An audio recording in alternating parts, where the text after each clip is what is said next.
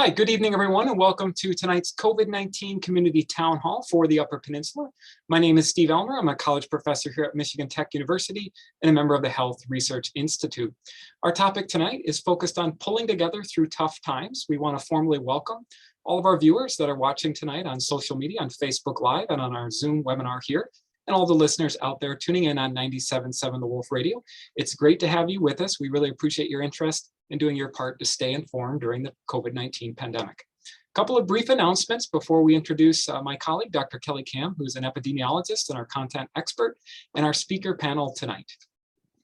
I want to recognize our sponsors. Our primary sponsor is the Michigan Health Endowment Fund. We appreciate their support through a community health impact grant that our university has received. And several other community partners have supported us throughout the past year. Those sponsors include the MTech Smart Zone, Upper Peninsula Power Company, Aspirus, along with their Iron Area Health Foundation, the Physiological Society, and UP Health System Portage. We also need to recognize the Health Research Institute as they organize the Town Hall series here. Their mission is to support health-focused education and training for our students, research for our research scientists and engineers, and community outreach here for the rural Upper Peninsula. The goal of each town hall is to help increase our awareness about COVID-19 and how it impacts the health and the health of our society. And as we build forward out of the pandemic, we're really looking to expand this from a COVID town hall series into a broader community health town hall series. I want to remind everybody as well that all of our town halls are recorded. They are archived on our website. You can access those at any time, You can simply go to our website at mtu.edu/health-research. Once you're on the page, go ahead and click on Town Hall, and you can pull up again all of our recordings. For any family members or friends out there that can't tune in for the live broadcast or check out the recorded version, we will be aired on TV this Sunday at 12 p.m. Eastern on ABC 10, so be sure to check that out. With these announcements in mind, I want to bring in my colleague, Dr. Kelly Kam, again, who's our epidemiologist and our content expert. She's been providing input throughout the Town Hall series that we've been offering the last year. She's been an active voice here on our campus and in the community. So Kelly, welcome back for another town hall. Good to have you with us. Can you tell us a little bit about who's here and what's coming up and give us a preview for our topic this evening?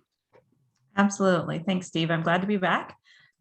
We have, to me, this is a really interesting group of people, again, that we have this session. As Steve mentioned, we're going to be talking about how we're getting through and through these tough times. I have a new appreciation for what our world and our country dealt with the 1918 flu. We tend to think of that as a one-year issue of 1918. And in fact, they were struggling through multiple years just like we are. And so it's a new appreciation for me as now having experienced what this is like and everybody else in the world and in our communities experiencing this. So we have some panelists that will be able to talk about what we as our community and the special parts of our community that can actually help us as we're all struggling to make it through this. So our first speaker is Hillary Virtanen, who is an assistant professor of Finnish and Nordic studies at Finlandia University, which many of you, if you're not from our area, might not know about. Their university over in Hancock. And doing some really great work over there. And she's going to talk about SISU. And I am a transplant up in this area. And so I'm really interested to learn about what it is and really understand it, because all I see are the bumper stickers and I feel like I don't quite get what that is.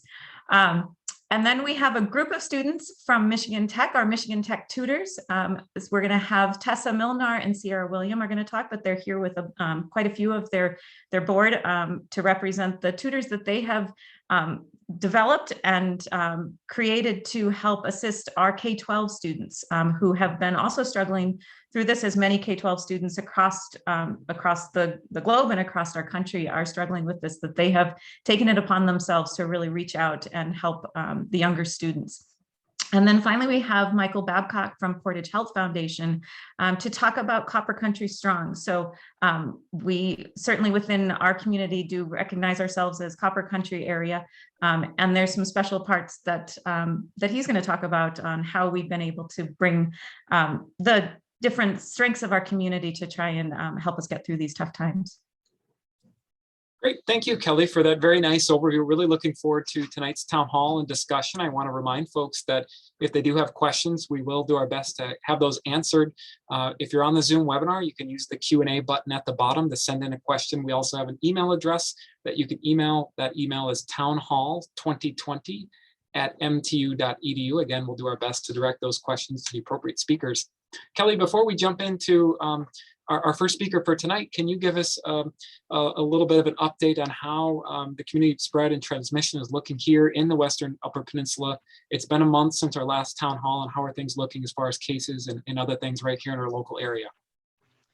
Right, so we've heard in the news that cases nationwide are trending down, which is great news. There is the benefit that we can see that the US map is not entirely red at this point. Puerto Rico and California are now yellow, which means they're in moderate transmission statewide. So it does mean, as I told my class, it is possible to get there. It's been red, the whole US has been red for so long, it's been hard to imagine that we can get there. But although that we are seeing these downward trends nationwide, Michigan is one of the few states that we're not quite seeing that. And certainly within different areas of Michigan, it's very different. So the most recent data that I've seen has shown Michigan might be kind of hitting that peak and heading on the downswing. But within our community, we are absolutely still on an upswing. So we have had the case rate, the 7-day case rate, which is taking all of the cases over the past 7 days and standardizing it for a population. We are at 588 cases per 100,000 people. That's a 64% increase from the previous 7 days. So over the past 7 days in Houghton County, we've had over 200 cases that have been identified. So we are on the upswing, which really does mean that we are absolutely in high transmission. So for those of you that may have seen that CDC keeps talking about what's the community transmission rate, there are two metrics that they use for that. One is this 7-day case rate. If your 7-day case rate is above 100 cases per 100,000 people, we're at 5 times that level. So that is one metric that shows we are in high transmission. And the other is our test positivity, which is the percentage of all of the COVID tests that turn out to be positive. And we're at close to, I believe it's close to 20% right now, right around in there, which is really high. That means that 1 out of every 5 tests that's being done is a positive test. Which generally means that we are not, there's a lot of transmission that we're probably not detecting out there, those mild cases that aren't getting tested. So it does mean that we are in high transmission. We absolutely need to pull together. We are all exhausted with this, but it is critical that we keep up with the public health recommendations of everybody wearing a mask when you're in an indoor public space, regardless if you're vaccinated or not.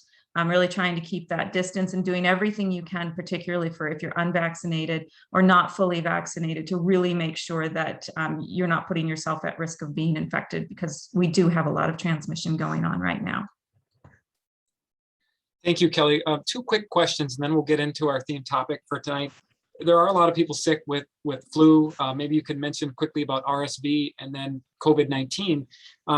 If somebody feels sick, should they immediately assume that it's COVID, or how can they differentiate, or what advice can you give to our community members if they're not feeling well? So I am not a physician. I am not going to diagnose anybody. If you are feeling sick, you absolutely need to talk to your doctor. One of the things, if you know you have been exposed to someone who has COVID in the previous 14 days, or you've been somewhere where you think you might have been exposed to someone and you might not know. So if you went to, I'm a professor at a university, assistant professor, if you went to a party and there were a bunch of people together, even if they were masked, if you are in a high risk situation, so some of our students that may be living in congregate living where there's lots of different people, or if you know that you were exposed to someone, absolutely go get a COVID test. If you don't have any real knowledge of how you might have been exposed, then you might want to talk to, you might want to consider other things. Your doctor will be able to help you figure that out. One of the ways that you can help kind of rule out other things is get your flu shot. The sooner you get your flu shot, then that might rule out that you might be more protected. You're going to be more protected against getting flu. So it's less likely that flu is something. Get your COVID shot. If you are vaccinated, it does not mean you can't get COVID, but you are 5 times less likely to get COVID compared to someone who's unvaccinated. So you're a lot less likely to get that.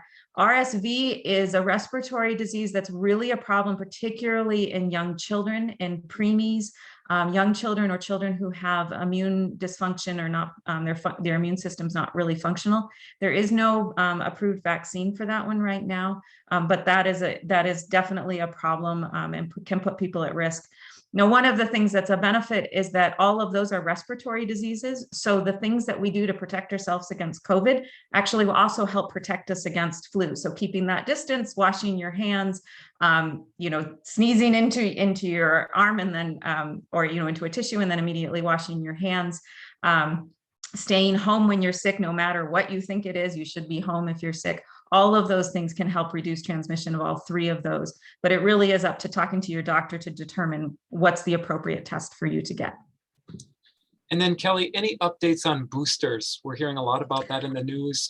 What's the most important message that you can relay to the community members listening tonight? So so the boosters are, there's a lot of information coming out and trying to figure out who's eligible, if you should, what booster you should get. I certainly am getting these questions from my friends and family. If you're 65 and older, absolutely go get your booster. If you are 18 or older and you have an underlying medical condition that makes you more at risk for severe disease, or you live or work in a high risk setting, I would recommend, and CDC recommends that you go get your booster.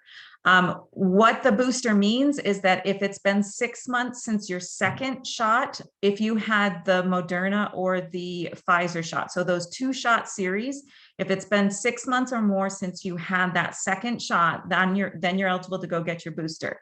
Now, if you had the Johnson & Johnson, which is the 1 shot, then if you're more than 2 months past getting that one, then you can go get your booster for Johnson & Johnson.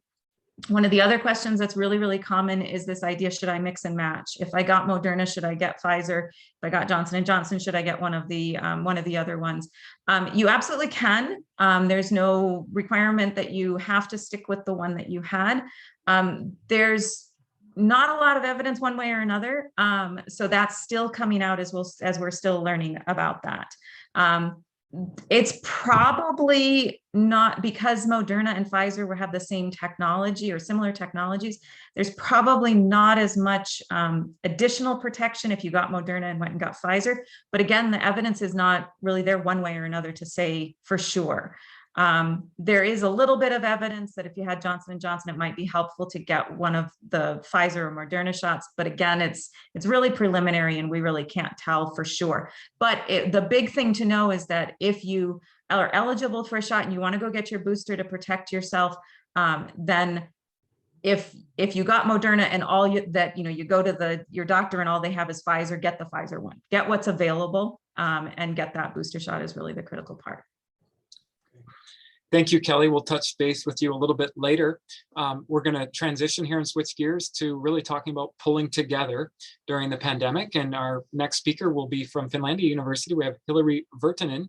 And so Hillary, thanks so much for joining us tonight. We're looking forward to hearing a little bit more about what you have to say in the context of SISU. So I'll turn it over to you. Great, thank you. And thank you for having me here tonight. I was going to start by saying that the word SISU is such a common part of our community that it sometimes seems silly to describe and discuss its meaning with others, but it's important to do so because, we are a broad and vast community and there are people who come in and out and, we all have our different ideas of what SISU is. We see it on the bumper stickers, like you said, people get SISU tattoos, you read about it in literature and people tell about it in family stories.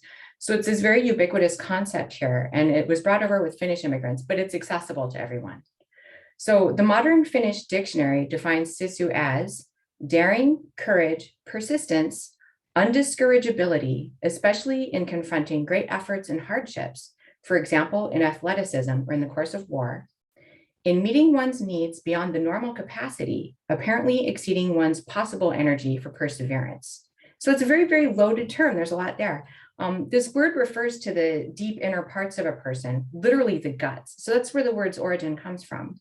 It references this reserve of will and spirit that people need to make it through tough times. What this definition and the word etymology lack, though, can be found in the stories that people tell about SISU. So some common examples of SISU would include people talking about the stamina of Finnish athlete Paavo Nurmi, or the unlikely outcome of the Winter War against the USSR, with Finland against the USSR in 1939 to 40, in which one of Europe's most underprepared and smallest armies held off one of the world's largest military forces for 4 months. Finns lost this war in the sense that they had to sue for peace and relinquish 10% of their land to the Soviets, but they also won in the sense that they maintained their independence, that they brought their war dead home, and that they resettled everybody whose homes had been lost to the USSR. So the outcomes of using SISU might not always be optimal, but they are what we have and what we must do our best with. So often I'm going to hear stories from people who talk about strong grandmothers who stoically worked really hard for a better life for children. I'll hear stories of family members who suffered really terrible illness and had a sense of calm and resolve to do their best through it, no matter what the outcome would be. What these stories all have in common under the surface is the commitment the person being challenged has toward others and the commitment others have toward the challenged. So it's typically not for themselves alone that people persevere. Additionally, when a person's actions cause harm to others in the community, that is not SISU. So SISU then has these individual and group dynamics. And sometimes our personal challenges are so great that we need others to sustain our SISU and share some SISU with us. So sharing SISU with others can help them through their battle, whether it's theirs alone or it's something others face too. And we in the Copper Country are certainly familiar with sharing SISU. Miners and loggers who worked under dangerous conditions shared their SISU to make it through the day, to help work toward improved working conditions, and even to support the families of people who lost their loved ones on the job. During World War II, we participated in a very national display of SISU, found in shared sacrifice on the home front and shared endangerment on the battlefront. And in 2008, right here in the Copper Country, in the Father's Day flood, homes, businesses, and roads were destroyed from Houghton to Calumet. And we were there for each other. We bolstered each other's SISU as we helped to salvage, to rehome, and to rebuild. So every time someone here faces a threatening illness with subpar health insurance, we share our SISU through GoFundMe and spaghetti dinners, through helping people at home, through being the generous, kind people that we as Yoopers are known to be. SISU has been for us here in COVID too. So we need to double down on it though. We haven't been using it enough, I don't think. So SISU is the ability to bolster one another through tough times and the ability to adjust to changing circumstances. Just as we may have fatigue with this illness and the course it is taking in our community and world, we might also feel our SISU flagging, but we cannot give up and give in. To do so is not SISU. In the context of COVID, SISU is an idea that can be claimed in different ways by different people. In our community and in our country, there is a divide in the way that people think COVID can and should be handled. This situation is causing rifts between people, and it is causing a tension in the Copper Country that sometimes I feel hasn't been felt since the days of the 1913 strike. We all still have things in common. At the end of the day, all of us, people from the Copper Country and worldwide, still have the basic same needs and goals. We want to be comfortable, happy, and secure. We want to be free to do what we want and need under the terms we see fit. We want this for ourselves and for our families and friends. We've seen friends and family get sick and even die. Many of us know the anxiety brought on just by a sore throat or a sour stomach. Is this a normal bug or is this COVID? These things can shake our core of SISU. I can't use this concept to change people's minds, but I can use it to remind us of the common humanity that we have. At the end of the day, we all want the same basic things from our lives, but we might have different versions of how to get to those things. Remembering this and sharing our SISU is a good start. For me, this means erring on the side of caution. I don't want to be responsible for somebody else getting COVID. It means stopping and listening to people as they describe their fears and concerns and sharing my own so that we know we're in this together. For me, it also means living by example and showing how we can have full lives under such changed circumstances. It also means that I look to others for help a lot more than I normally do. So the Copper Country is this place that's really famous for its residents who, though perhaps sometimes reserved, are always kind, generous, and helpful to one another and to those from outside the area. Keeping this value close to our hearts in a time when we all face so much is an important aspect of shared SISU. We are, whether we all agree with one another or not, really in this together. And that's what I have to say about SISU and COVID.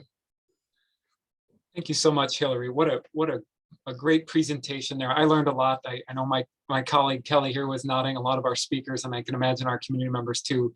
I want to drill down a little bit more on SISU from an individual perspective, and then this sense of belonging and community. Can you just tell a little bit more how, I mean, you just described it, but that it's more than just the individual. And that's really, I think, an important thing as we build forward from the pandemic, that it's not just about us, but about community. Can you just talk a little bit more about the difference between those two?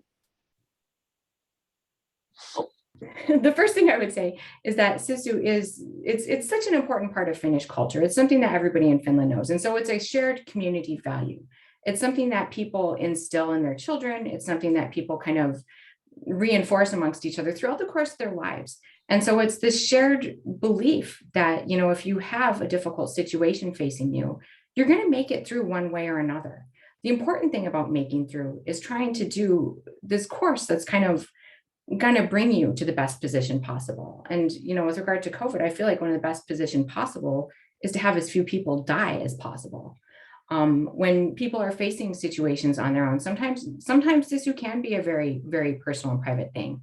But even when it is personal and private, the struggles that people are facing on their own are never a struggle it's very rare that you're going to find somebody who's experienced something that no other human on the history of Earth has ever experienced. So, even just with regard to that, individual struggles are part of a human continuity of things that happen within human lives. And then when you have humans who are, we interact, we live through some of the same circumstances, we share threats and problems and challenges together.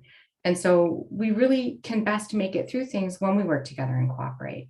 And that really is the essence of SISU, trying to get people out of the worst things that we can face in the best way possible. Cooperating is a huge part of this emotional state. Great, Hillary. We're going to move on. We'll have some more questions and time a little bit later. I just want to remind folks, if they have any questions, you can email those to us at townhall2020@mtu.edu, or you can use the Q&A button at the bottom of the Zoom webinar if you're on Zoom. Any radio listeners out there, if you're on 97.7 The Wolf and want to join us and see some of the visual content, the easiest way to do that is hop on over to thewolf.com. Once you're on the page, you can click either on Facebook Live or Zoom, and you can see us waving here and see all our guests here tonight. But next, we're going to move on and welcome in our Michigan Tech Tutors student organization. Tech Tutors was here with us about this time last year. They've come a long way. I'm really excited to hear about some of their updates that they can then share with the community here. So we're going to turn it over to Tessa and Sierra, and go ahead and take it away, ladies.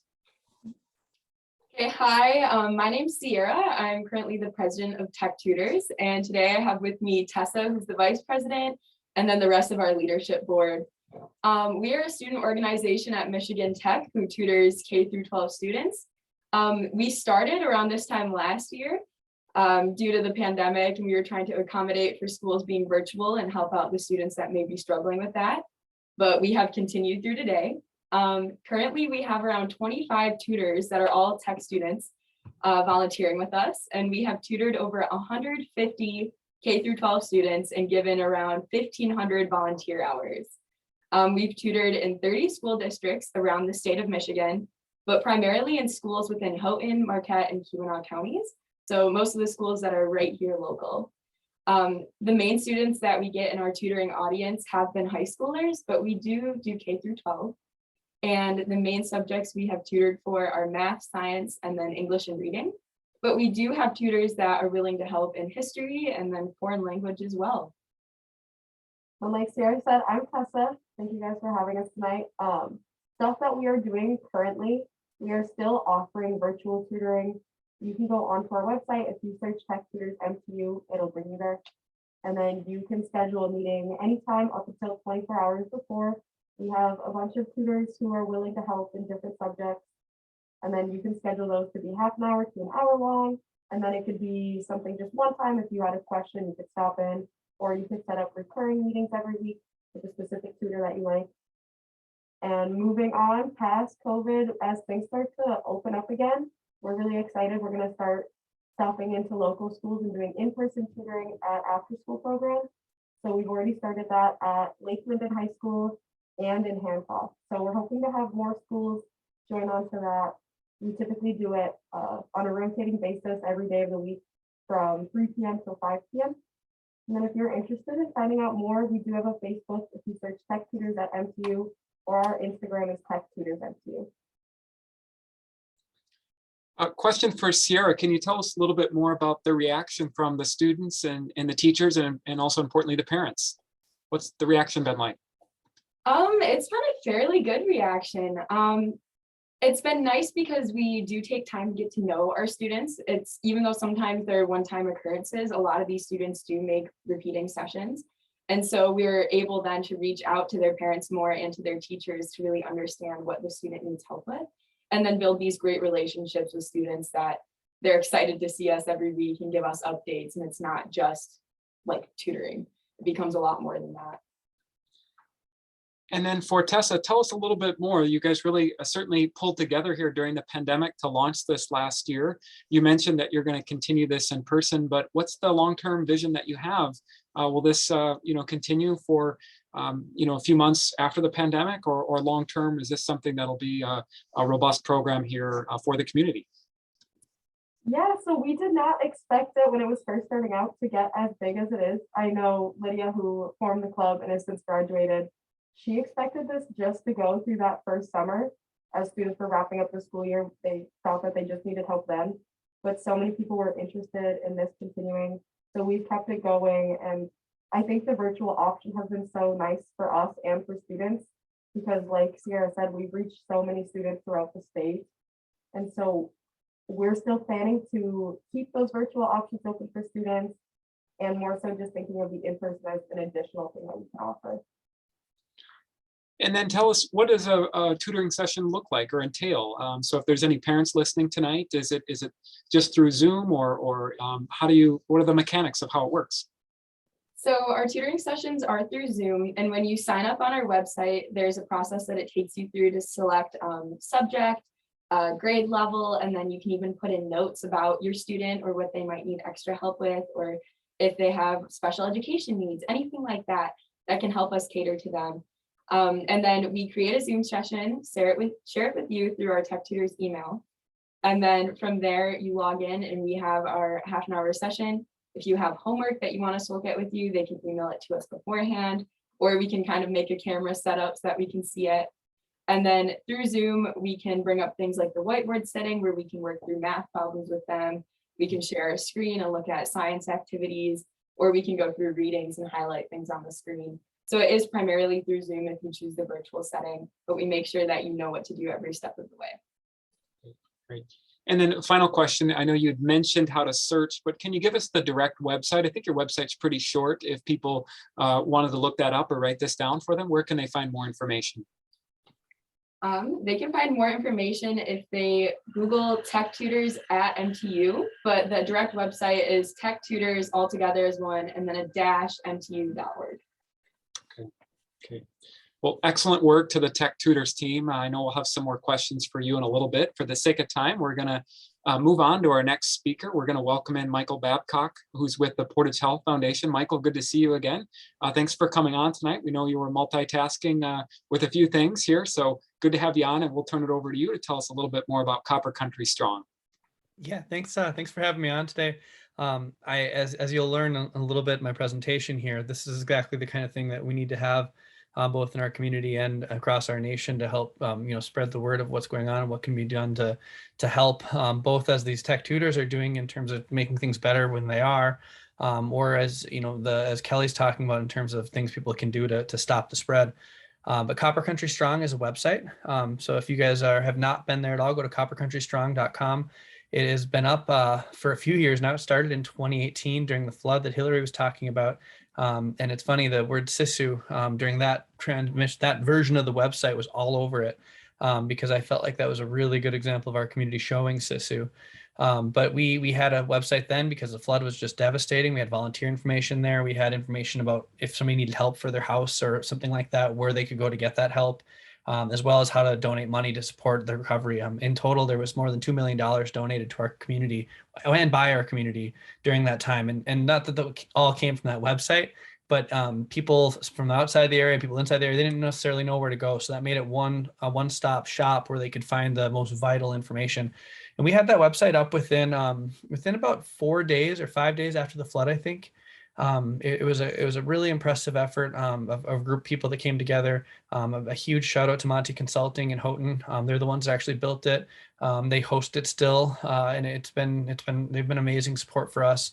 And then we ran into a global pandemic, and we kind of were in the same situation where everybody was like, "Oh no, what do we do? How do we?" And one of the most interesting parts in one of the first meetings I was a part of was one of the health department officials said, and this is a direct quote inside of a meeting we were in. They said, "Information is the only tool we have in this situation." And you think back to the very beginning, we didn't even have testing, capabilities really locally. We were really just trying to be like, what do we do? How do we make anything work?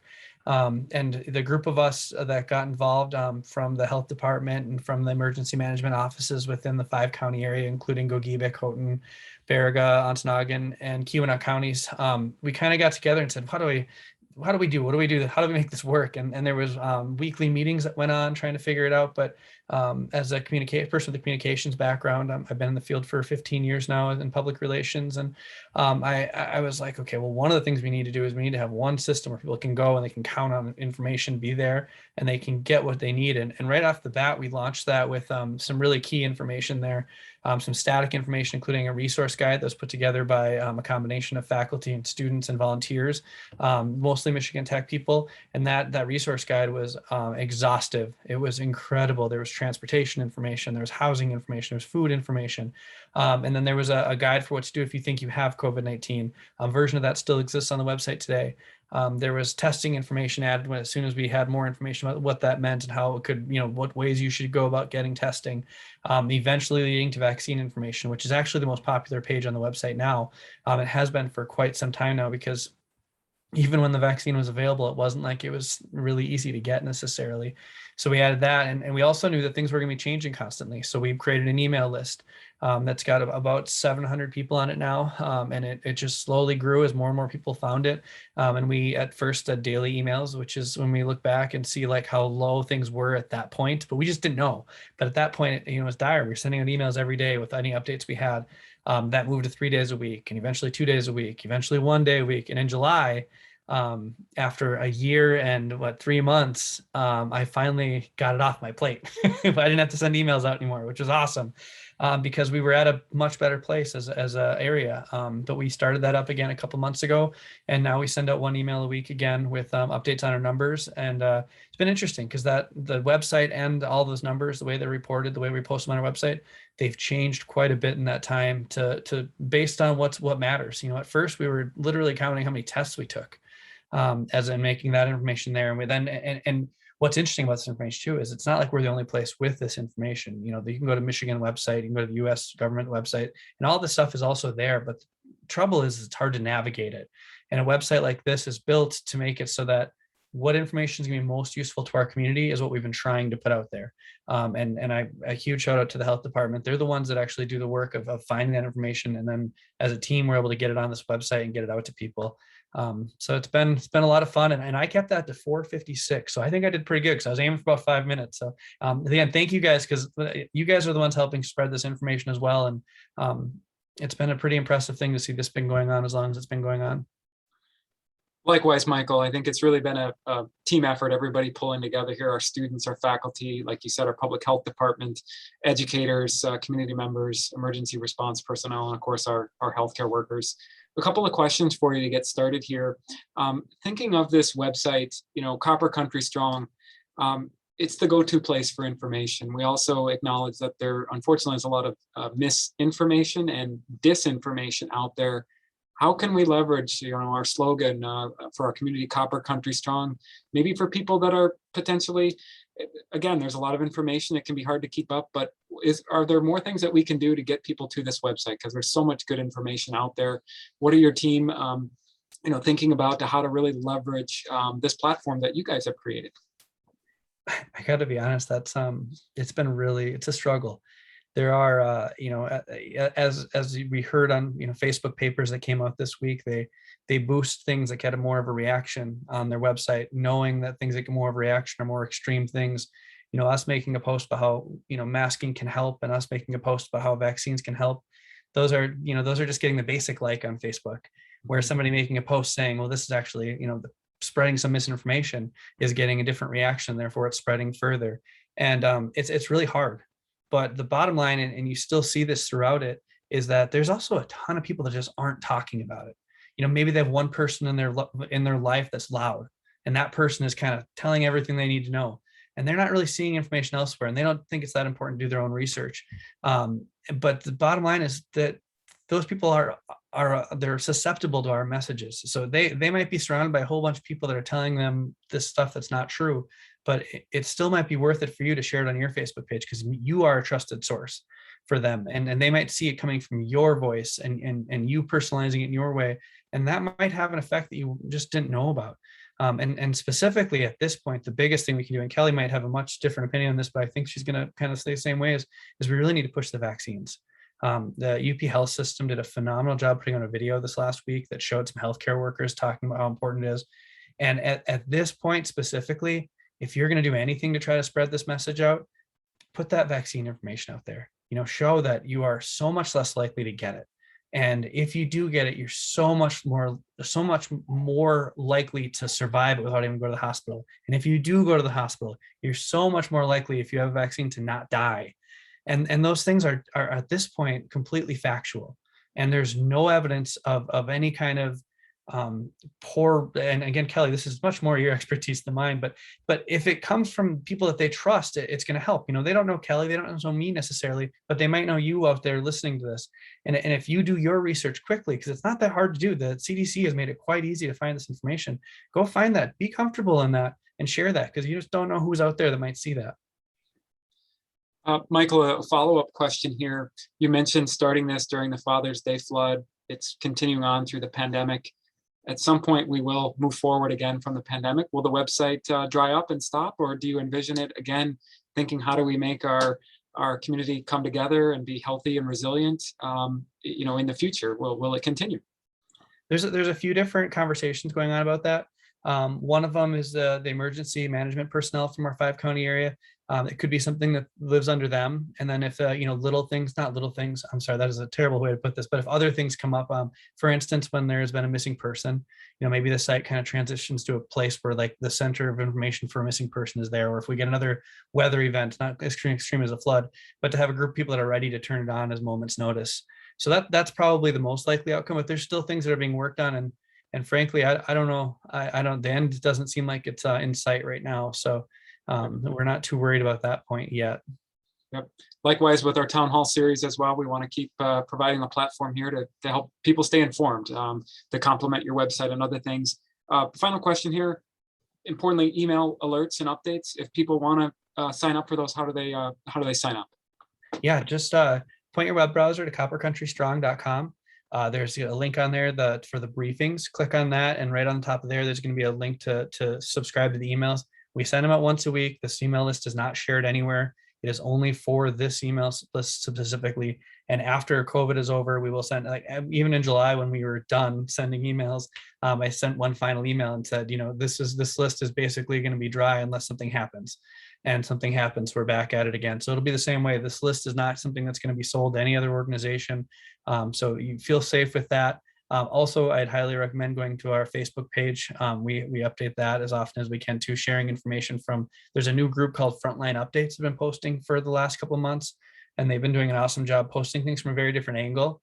They're posting the one specific one that I've been really getting that I think means a lot to me is posting about UP hospitalization as a whole.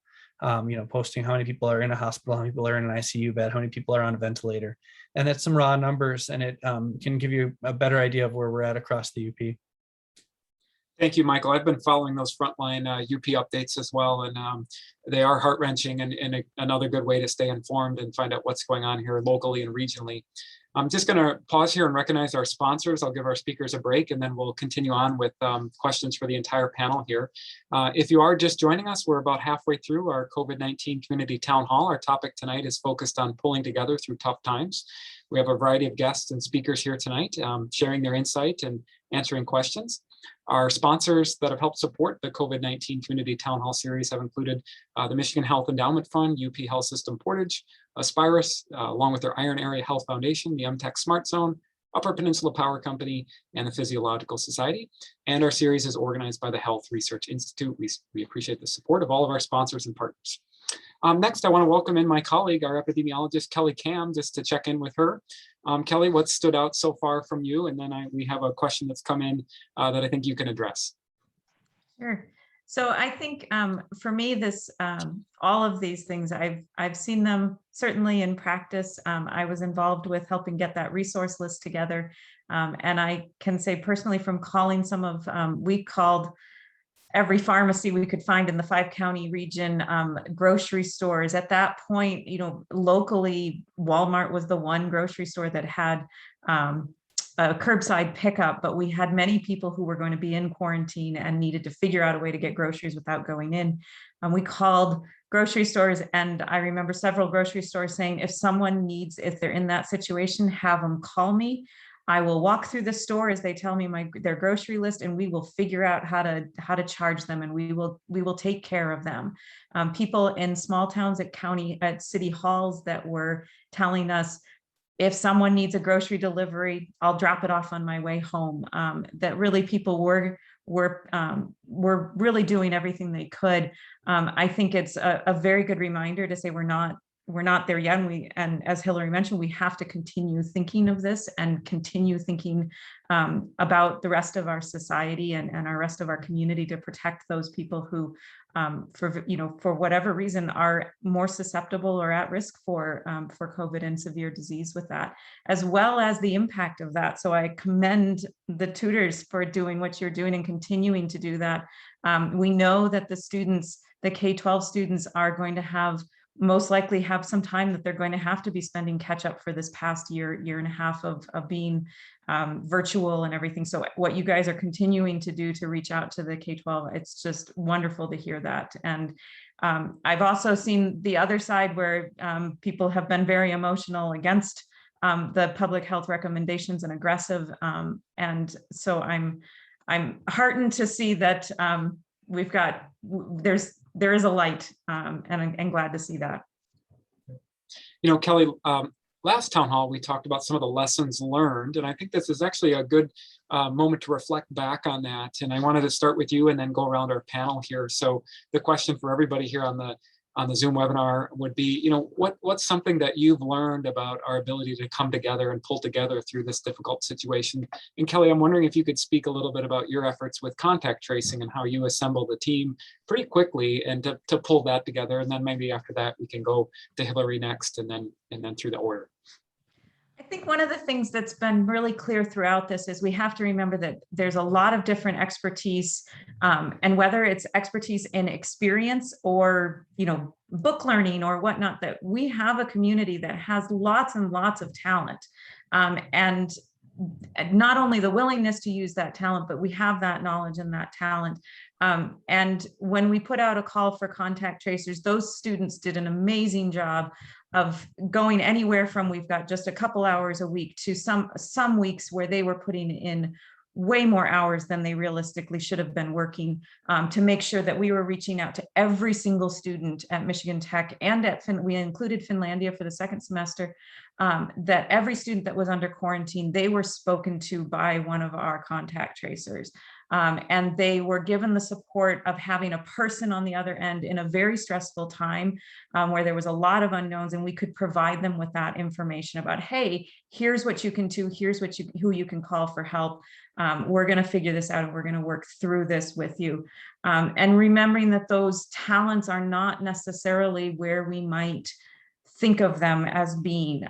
The students that worked with contact tracing came from all different majors. These were not just the pre-med students that were doing this. I had engineers working for me, student engineers working for me. I had students in humanities and social sciences, as well as within pre-health and biology related. And I'm sure the tech tutors, you guys as well, can see that you've got probably students from all across the majors and the colleges, and really using that benefit of what everybody can do. We had even high school students that were helping us out making those calls for that resource list. I mean, there is such a skill set here, and a willingness to help, that we just need to reach out and remember to ask for help. Thanks, Kelly. I'll transition here to Hillary. Hillary, tell us a little bit more about something maybe that you've learned about pulling together, whether it's connected to SISU indirectly or directly.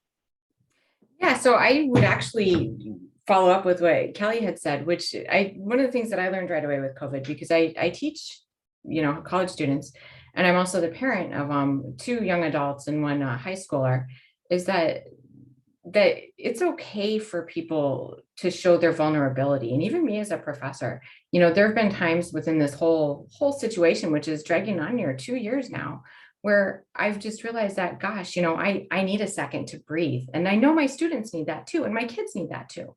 And so I think that one thing that's been really important for me is that I'm learning to be very tolerant of not being able to get things done, and of, none of us being able to give 100%. And that, and I mean, I work with students who sometimes they'll really beat themselves up over not being able to do their very best, the thing that they would do pre-COVID. And, I have to tell them, this is a unique time.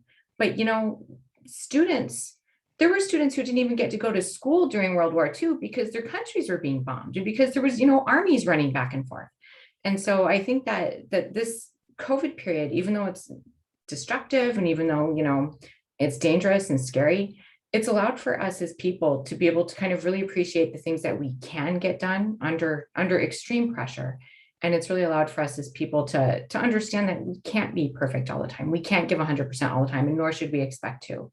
So, I think that that's the most important thing, is just being tolerant of what it is that we can do. And even realizing that baby steps, sometimes that is Pavo and Hermes' race. You just won a miniature Olympics that day.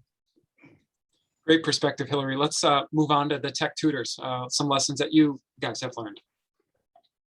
Yeah, I think as students, and then also as tutors for other students, we've really seen how many people are willing to help out. Like the saying, it takes a village. It took a huge village to get everyone through education last year. And we saw that a lot in the students that we tutored. I know the kid that I tutored was online for that spring and then all of last year. And his family was so appreciative that there was college students like us that were willing to help out. Because for us, we're still in school, we can still remember math and social studies and stuff like that, whereas it's a lot harder for someone who's been out of school for say like 20, 30 years. And so I think it was really amazing for us to see how quick other college students were willing to come together and offer their talents to help other K through 12 students get through. Last year, I think at the most we had 40 tutors at one time, which a lot of which have graduated now, but it was such a nice community for us to have and for us to extend that to local families. Thanks so much to the tech tutors. And then let's follow up here with Michael. Any lessons that you can share? Yeah, I'll just jump to some of the, stay on some of the positive things. I mean, just looking at the tech tutors group, that's incredible. Like just the fact that happened is really good. And the many people who did things like what Kelly's talking about, that resource guide, I called it an exhaustive guide. There was so much information there. And all I did was copy paste and spell check and make sure it was updated when I got things. But I mean, they did so much work getting that. And there was a lot of people doing things like that. And a lot of it on smaller levels too. I know down in Gogebic County, they did some basic town halls like this with their city governments they ran. And I thought that was really neat too. And I don't know if those were pre-COVID that they turned into COVID sessions, or I don't know how that worked exactly, but it was still really neat. And then from a business perspective, it was interesting to watch a lot of our businesses come together and adjust and make things work. I know some restaurants and other things like that really struggled, but I know others that did the right things. And it's such an interesting thing because the loud voices often win in our society.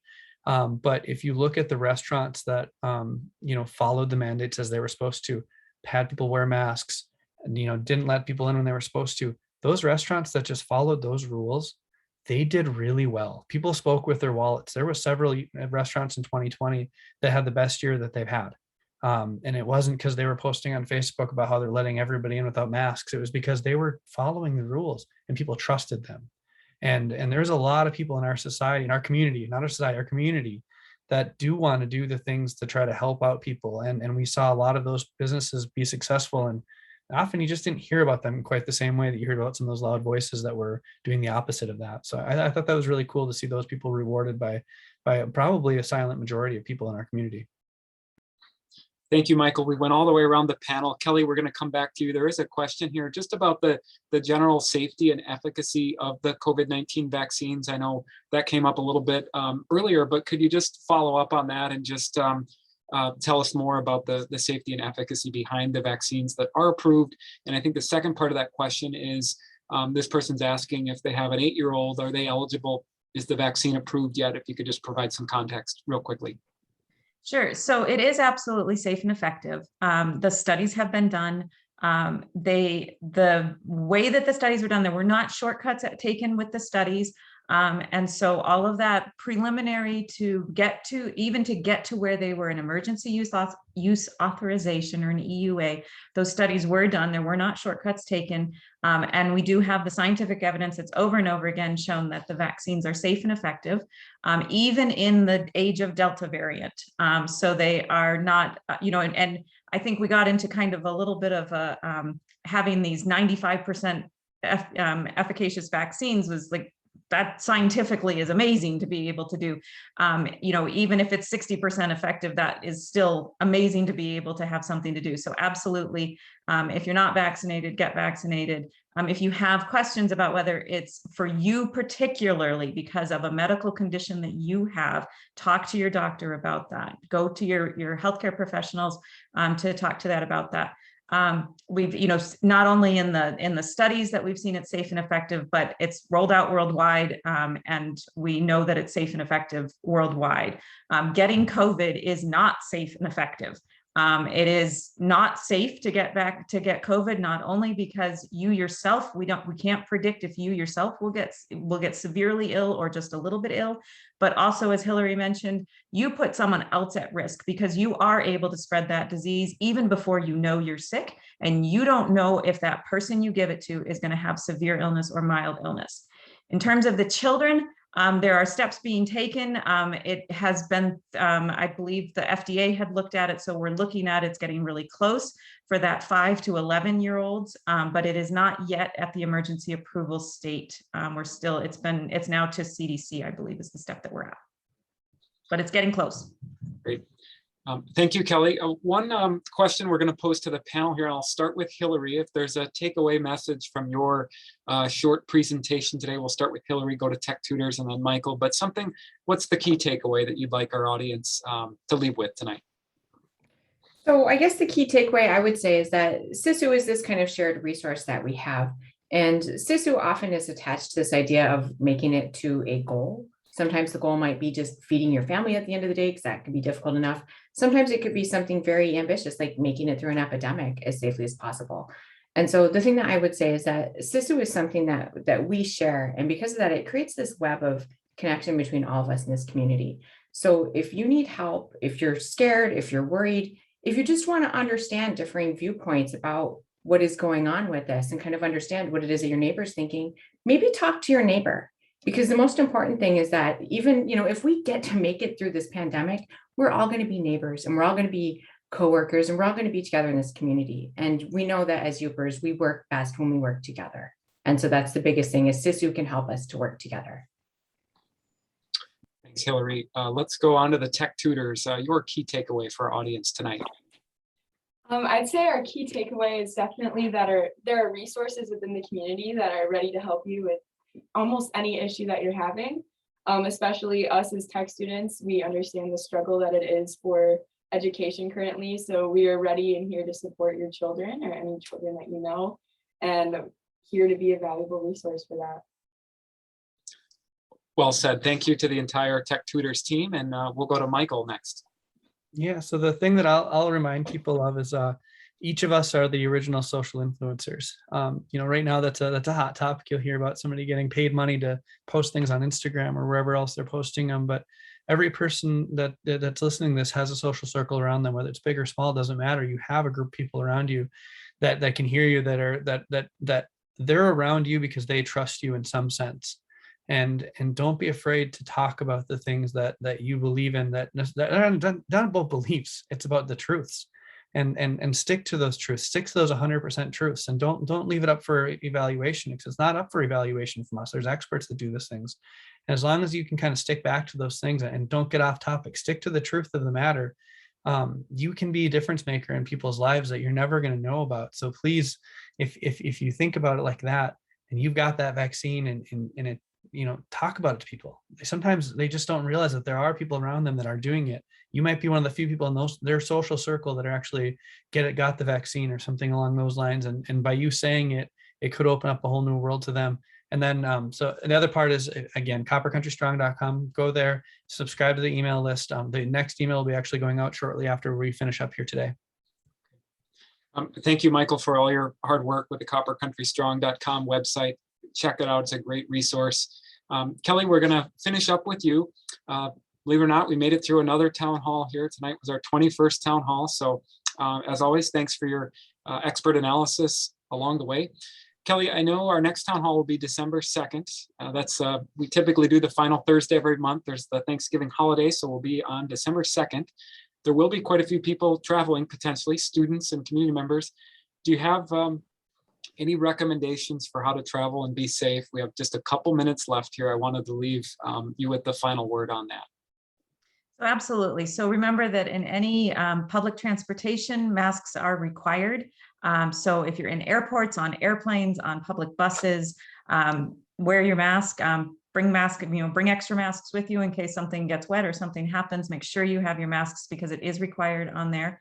Also make sure that you're traveling safely with the people that you're going to be in the, if you're driving in the car, make sure, find out, ask if people are vaccinated, know what you're putting yourself at risk with. If there's a carload of people and not everybody's vaccinated, be able to be informed to make that choice if you want to put yourself at risk.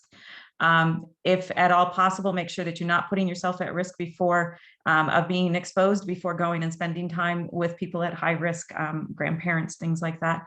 And also be really careful to look at where you're going to, where you're coming from and where you're going to, what's the transmission going on there, so that you can be informed and be able to make decisions about whether you want to put yourself at risk. Kelly, I know one other question here we have time for. I know you said if you're feeling sick, check with your healthcare provider. If you need a COVID-19 test, can you just remind us where we can get those here in the community? Sure. So there is, Michael, I can't remember if on your website, if you list where testing is available, but certainly at Michigan Tech, we have testing available Monday, Tuesday, and Thursday, I believe, at the MUB for those that employees and students at Michigan Tech. All of our healthcare providers provide it, as well as there is some availability. It's not a lot, but there is some availability to have a couple at-home tests at home. So I've done that I have young children. They're too young to get vaccinated yet. They have a little bit of a cough and they get swabbed by me right away. And it's kind of like a pregnancy test where you look for 2 lines kind of thing. So that's an option. But if you do an at-home test, and it's positive, you absolutely do need to go to a healthcare provider to get a confirmation on that. The health department has had some testing, depending on where you are, once a week. They have information on their website. That's been run by the National Guard, but call up the providers, and sometimes in different communities, also at pharmacies, they may have testing available at pharmacies. So give them a call before you go in. If you're having symptoms or you've been exposed, wear a mask when you're going in for sure. Well, that brings us to the end of our town hall. I just want to take a minute here and conclude with just a couple of final announcements, and importantly, thank all of our speakers tonight. Kelly, again, thank you for working with me tonight. Thank you to Hillary Virtanen from Finlandia University, our entire Tech Tutors team. Thank you to Tessa, Sierra, Armando, Riley, and the final team member there on the left. Lots of names here. Thank you to Michael Babcock from the Portage Health Foundation. We not only appreciate everything you're doing for the community, but also volunteering your time coming on. I know we're putting kids to bed and juggling classes and homework and exams and lots of things. So thank you from all of us here at the Town Hall team. The final couple of announcements, just remember that tonight's recording will be posted on our website in the coming days. Help us remind folks that they can check out our website at mtu.edu/health-research. Once you're on the page, click on Town Hall. The recording will be up. It'll also be on TV on ABC 10 this Sunday at 12 p.m. Eastern. We appreciate you tuning in tonight and doing your part to really come together to stay informed. And we will see you December 2nd, which is a Thursday, for our next town hall at 7 p.m. Eastern. Thanks so much and have a great rest of your evening, everyone.